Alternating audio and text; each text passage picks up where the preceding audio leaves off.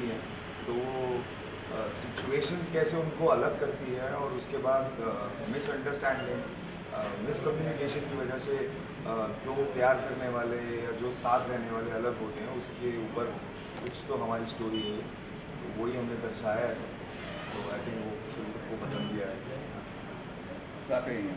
कोशिश यही है कि आजकल जो रिश्तों में एक खटास आ रही है तीसरे की वजह से, जो हम स्पेस देते हैं किसी को, अपनी ज़िंदगी में एंटर कर लेते हैं किसी को, तो उस चीज़ को मैं मतलब दिखाना चाह रहा था कि तीसरा अगर आएगा तो लाइफ में प्रॉब्लम आएगी, तो हमें मतलब तीसरे को इतनी स्पेस देना ही नहीं है कि जो हमारे रिश्ते में जो खटास आए, चाहे वो तीसरा कोई बॉयफ्रेंड हो या फिर कोई माँ हो या कोई भी।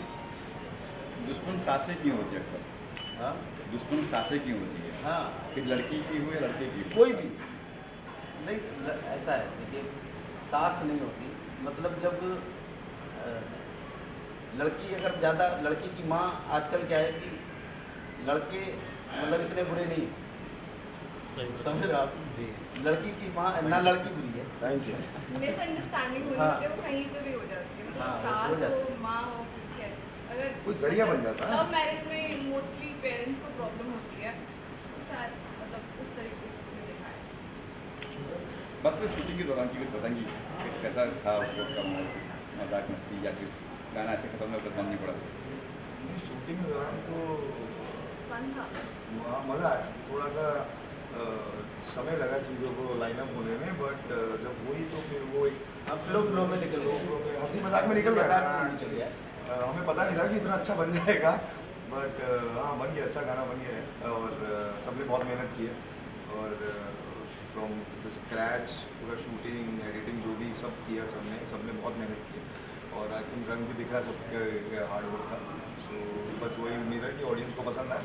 हाँ, कोशिश की है, बाकी ऑडियंस पे छोड़ते हैं, बाकी ऑडियंस इसका इनाम अगर दे देगी और गाना हिट हो जाएगा तो फिर उन लोगों को हमारी मेहनत मिल जाएगी, बस यही है। गौतम, इस गाने के अंदर आप बहुत सैड लगे हो, और ये क्या था?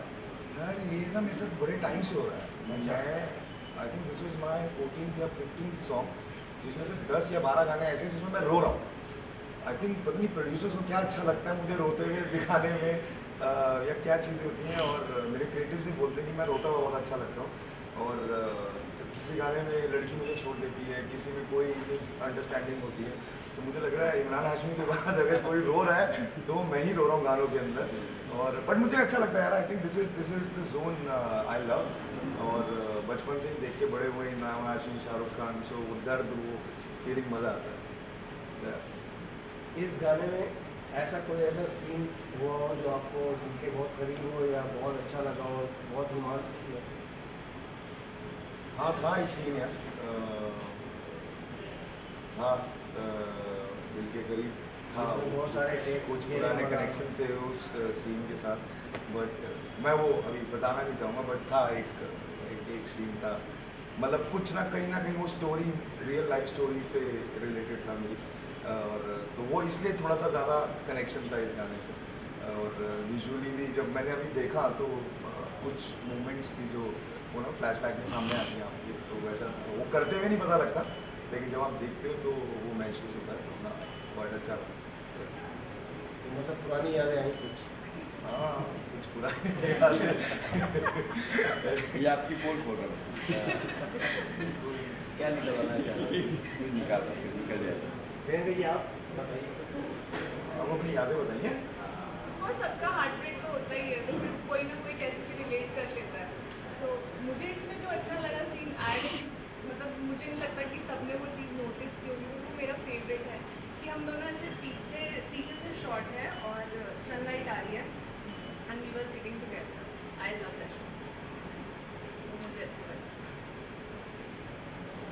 गाना बहुत मेच्योर था अगर देखा जाए तो, आज का जो आप बीती हो रही है उसके ऊपर गाना है, मतलब ये जो सिचुएशंस हो रही है, जो सिचुएशन चल रही है तीसरे की वजह से, जी बिल्कुल बिल्कुल, जो भी हो, मतलब ये ज़रूरी नहीं है कि मतलब कोई लड़का ही आता है तो ही लाइफ में ये सब प्रॉब्लम होती है या ब्रेकअप होती है। ब्रेकअप कभी कभी हमारे घर वाले जो होते हैं गार्जियंस, उनकी वजह से भी हो जाते हैं।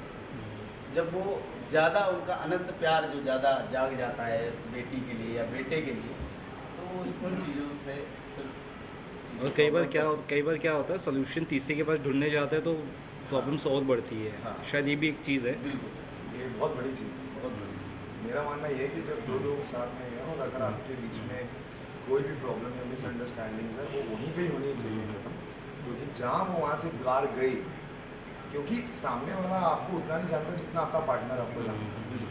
आप उसको जितना बताएंगे उसको उतना ही समझ सही आएगा सही सही। और उसके बेसिस पे वो आपको जजमेंट देगा। अब आपके दिमाग में वो जजमेंट साथ में मिक्स हो जाएगी तो आप जो सही जजमेंट भी कर रहे होगे उसमें भी गलत हो जाओगे। तो वैसा है। तो इस गाने में भी अगर प्रियंका अगर गाने के अंदर अगर डायरेक्ट आके बात करती उससे तो शायद चीज़ें सॉल्व हो सही सकती बात है, सही बात है। इंस्टेड मदर के बात करने से वो लॉकेट दिखाने से। तो यही कुछ संदेश है हमारा लोगों के लिए। तो कहीं ना कहीं एंड में उनको फील होता है कि मुझसे बहुत बड़ी गलती हो गई शायद डिवोर्स पे साइन करके तीसरे की वजह से। तब तो गेम ही खत्म हो गई ना।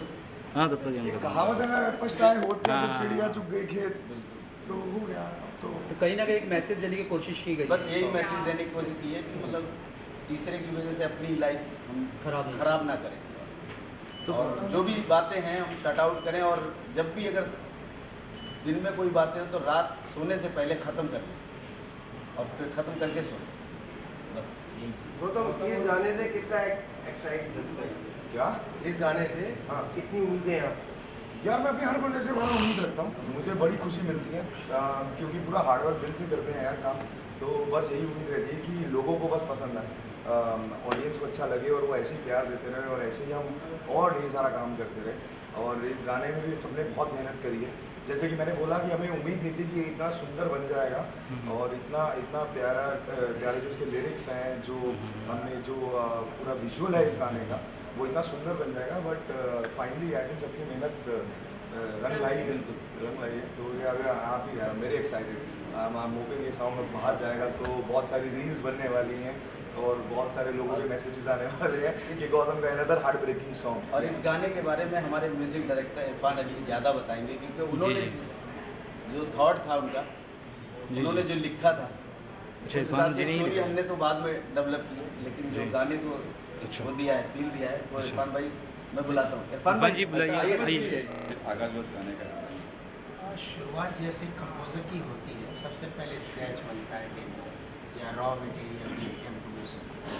तो I would like to thank सबसे पहले Asif Ali sir, international entertainment के ऑनर हैं, हमारे प्रोड्यूसर हैं, जिन्होंने मतलब काबिल समझा कि ये गाना कुछ कर सकता है।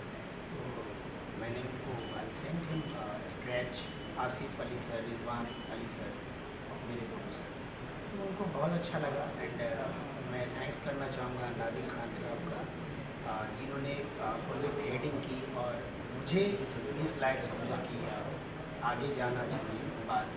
तो काफ़ी सारी मेहनत के बाद ये आप लोगों के सामने आया है और मैं बहुत शुक्रगुजार हूँ जी म्यूज़िक का भी, जिसने बहुत अच्छे तरीके से हमें प्लेटफॉर्म दिया कि चूँकि हम लोग अभी जैसे मैं हूँ, काफ़ी हम कंपोज़र अंदर फीलिंग्स रखते हैं, लेकिन बाहर आना जो आज ये दिन आया है या जो कंपोज़र के लिए होता है, अंदर बहुत कुछ होता है, लेकिन बाहर लाने की जो कैपेसिटी होती है वो प्रोड्यूसर्स के अंदर होती है, जो हमारे आसिफ अली सर, रिजवान अली सर के अंदर है।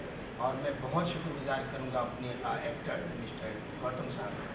जब मैं सेट पे भी मोस्टली हम नहीं जाते कंपोज़र लोग, लेकिन मैं गया था और प्रियंका मैम हैं यहाँ बैठी हुई, बहुत खूबसूरत भी है और हैंडसम गौतम भाई। और सबसे बड़ी चीज़ है कि इन दोनों की जो पेयरिंग है इस गाने में बहुत खूबसूरत है, क्योंकि कंपोज़र जब विजुअल देखता है तो वो सोचता है कि इस मेरे गाने के साथ इंसाफ हो जाए, एक्टर जी ले, एक्ट्रेस जी ले। तो ये बहुत एक बड़ी बात है। जब मैंने देखा आफ्टर वीडियो मेकिंग, मुझे बहुत खूबसूरत लगा। और जिस तरह से स्टोरी लिखी आसिफ अली सर ने और प्रोजेक्ट हेडिंग की नादिर साहब ने, और मैं मेरे एकदम जिगरी दोस्त मिस्टर मयंक गेरा जी, ये शिरडी में रहते हैं, साईं बाबा के बहुत भक्त हैं। और इन्होंने जब मुझे वो 2 लाइनें भेजी थी तो उसमें हमेशा के लिए एक दूसरे की दुखती रग हो रहे हैं, हमेशा के लिए अलग हो रहे हैं। मुझे बड़ी डिफरेंट लगा ये चीज़, क्योंकि ये बहुत कम आया था। ये जो चीज़ें थी क्योंकि अक्सर क्या होता है कि बेवफा सनम ऐसी चीज़ें बोल देते हैं हम, लेकिन अलग हो रहे में म्यूज़िक ट्रीटमेंट मैंने जो किया है उसमें बहुत म्यूज़िक नहीं है, क्योंकि साइलेंटली वो बातों को दिल से कहना है कि अलग हो रहे हैं, तो वहाँ म्यूज़िक छोड़ दिया हमने, गैप है और अलग हो रहे हैं, वो लिरिकल चल रहा है। तो लिरिक्स बहुत खूबसूरत लिखने के लिए मैं मयंक को, मेरे अपने दोस्त को, मयंक भाई को बहुत इनका शुक्रगुजार हूँ। आगे प्रोड्यूसर साहब चाहेंगे आसिफ अली सर रिजवान तो पार्ट 2 भी करेंगे अगर ये सक्सेस हुआ तो। बस ये कोशिश है कि बस बेहतर काम। अल्तमस जी कैसे बोर्ड पे आया? अल्तमस जी था कि देखिए उनका मेरा मतलब मेरा रिश्ता पुराना। अल्तमश भाई इस गाने के जस्टिस के लिए मेरी पहली चॉइस, लास्ट एंड फर्स्ट, और कोई जा नहीं रहा था, क्योंकि एक पेन और एक बेस वो दोनों चीज़ें थी इमोशन के साथ। तो अल्तमश भाई मुझे बहुत सपोर्ट भी करते हैं वो, और मानते भी हैं कि मैं कुछ ढंग का कर सकता हूँ। तो मैंने उनको कॉल किया कि अल्तमश भाई ऐसा ऐसा, प्रोड्यूसर साहब की चॉइस भी थे वो, तो अल्तमश भाई ने तुरंत सुनते ही ओके, बहुत हो गया, बस अच्छा हो गया। और होप कि बस गॉड ईश्वर करें कि बहुत अच्छा चले, और अब आप सबकी दुआएं रहेंगी तो इट विल रन, एंड हम आगे पार्ट 2 भी करेंगे।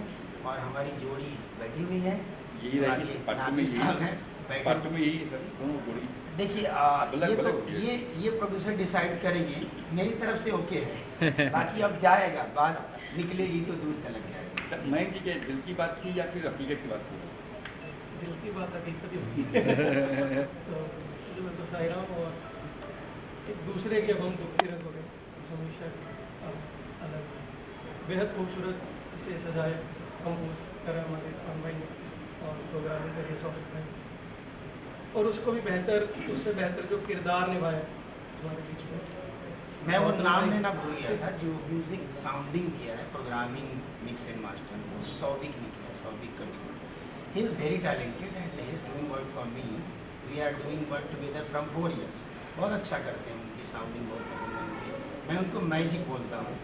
म्यूजिक प्रोग्रामिंग बहुत अच्छी है उनकी, और उस मैजिक के साथ हमारे मैजिक बैठे हुए हैं मिस्टर नादिर खान साहब, इन्होंने बहुत मेहनत की है इसके लिए, 0 से लेके अभी तक का जो ये ट्रीटमेंट है एल्बम का, क्रेडिटिंग हो जाता है, बहुत मेहनत करिए। सब प्रोड्यूसर साहब से कनेक्ट सब लोगों ने अपना 100% दिया, बहुत, तब ये रिजल्ट आया है। मेरे अकेले से कुछ नहीं होता, ये इनका बड़प्पन है, ये टीम वर्क है, और आगे भी ऐसे करते रहना। बाकी मेरी फर्स्ट चॉइस इस गाने के लिए गौतम भाई थे। मैंने गौतम भाई को आज से 1 साल पहले प्रॉमिस किया था, मैंने बोला था कि आपके साथ एक एल्बम करनी है, और कुछ अच्छा कर रहा है, कुछ बड़ा कर रहा है, तो अच्छे के लिए थोड़ा वेट कर रहा था मैं भाई को। जब अच्छा कुछ आया, इरफान भाई ने मुझे कुछ सुनाया, और मैंने कहा यार ये कमाल है, तो जहन में बस गौतम भाई आए, और मैंने फ़ौरन गौतम भाई को फॉरवर्ड किया, और गौतम भाई ने मुझे तुरंत अपने सेट पे बुलाया, मुझे कहाँ मीरा रोड पे इनका शूट चल रहा था, तो इन्होंने फ़ौरन कहा कि नादिर भाई आ जाइए आप, हम बैठते हैं और चाय पीते हैं, फिर बात करते हैं। तो मैं पहुँचा वहाँ पर, तो बात हुई, तो फिर सब आज हम बैठे हुए। तो प्रियंका जी कैसे बोल करें? प्रियंका जी हमारे एक फ्रेंड हैं जो कास्टिंग डायरेक्टर हैं, तो ललित गुप्ता जी, वो हमारे बहुत अच्छे फ्रेंड हैं। तो मैंने उनको बोला कि मैंने एक अच्छी सी ब्यूटीफुल एक भोली सी लड़की चाहिए मुझे, जो इस गाने के साथ गौतम भाई के लिए मुझे उनके अपोजिट, तो उसने मुझे प्रियंका जी का रिकमेंड किया। तो प्रियंका जी आए, हमारे ऑफिस आए, हम लोग मिले, फिर हमारी बात हुई, फिर मैंने इनको मतलब इसके लिए मैंने मतलब ऑडिशन नहीं रखा, डायरेक्ट फर्स्ट मैंने इनको ही सीधा सिलेक्ट कर लिया था और कह दिया था कि मतलब आप करेंगे। यही आंखें चाहिए थी, यही आंखें चाहिए थी, और यही जोड़ी चाहिए थी जो बैठी है आपके सामने। जी जी प्रियंका जी, फिर क्या रिएक्शन था जब आपको कहा गया कि आप सेलेक्ट हो गई है गाने के साथ में गौतम जी अल्तमश जी गा रहे हैं, क्या रिएक्शन था, मन में क्या आया था? अच्छा लगा मुझे, इनको मैंने देखा था बिग बॉस में, of course I was excited, और नादिर सर के साथ तो पहली बार काम कर रही थी, तो उन्होंने बोला था कि हमारे सेट पे ऐसे फैमिली वाला माहौल बनता है कि अच्छा था, और बहुत मस्ती मस्ती में सॉन्ग होंगे, पता ही नहीं चला बहुत, और इतना अच्छा बन गया। तो फर्स्ट टाइम आप सेट पे आए, फर्स्ट डे गौतम जी सामने थे nervous Very थे rude. हाँ He was very rude. अलग टू की बात 2 रीलें बनाई हैं उसने मेरे साथ। तो he was very rude. मतलब मैंने of course पहली बार शूट कर रही थी पर मैंने सब बहुत के साथ शूट किया है, मतलब कोई ऐसे बिहेव नहीं करता। He was like यार मैं गौतम वहीं से अलग हो गए थे ये फील में आ गए थे भाई क्या है कि गाना ऐसा सुन के इनके मतलब जहन में ऐसा हो गया था कि अभी उसी जोन में चले गए थे भाई। नहीं बट आधे घंटे में पूरा लेकिन नादिर भाई ये गाना कहाँ पर शूट अगर नहीं तो लगता है कि आपको जलन हो गया है। ये गाना मैंने मुंबई में ही किया है। हाँ मुंबई में ही किया गाना कितने दिन में शूट हुआ ये गाना? जी। कितने दिन में शूट हुआ? ये हम लोग 2 डेज। गाना एक्चुअली एक मैसेज के साथ है, तो क्या लगता है ऑडियंस को इसे सीखना चाहिए, स्पेशली आजकल की कपल्स को, स्पेशली मैरिड कपल्स को क्या लगता है ये बहुत ज़रूरी है? सीखना चाहिए, आजकल यही तो चल रहा है यार, दूसरे का तो डिवोर्स चल रहा है। हाँ तो आई थिंक अगर लोग समझ जाएं तो रिश्ते बच जाएंगे बस और लोग खुद ही समझ जाएं, उनके आसपास जो है वो भी समझ जाएं, चाहे वो पेरेंट्स हो या फ्रेंड्स हाँ हो, उनको भी एक मैसेज देने की कोशिश की। सब अपनी ज़िंदगी में रहो यार, दूसरे को जीने दो। लेकिन गौतम जी एक ना पूरा ट्रेंड बन गया, आप हमेशा बुलाते हैं डायरेक्टर लोग, ये बुलाते हैं, रोमांस करने का मौका नहीं देते, सेट ही रखते हैं, क्या है ये एक तुम्हारा थीम बन गया पूरा यार। है ना? हाँ। मैं भी यही सोच रहा हूँ, अगला गाना मैं रोमांटिक करूँगा। भाई भाई की आंखें ज़्यादा खूबसूरत हैं और ये रोते हुए बड़े खूबसूरत दिखते हैं। तो मैंने इनको जब ये सेट पे आए थे तो मैंने इनको बोला था कि मैं आपको आज बहुत रुलाने वाला हूँ। तो ये हंसे, मैंने कहा नहीं मैं सच बोल रहा हूँ, मैं आपको बहुत रुलाने वाला हूँ। तो मैंने बहुत रुला दिया। ये कह सकते हैं आप। हर गाने में कोई ना कोई रुला ही नहीं। Thank you thank you. Thank you. Thank you so much, thank you so much.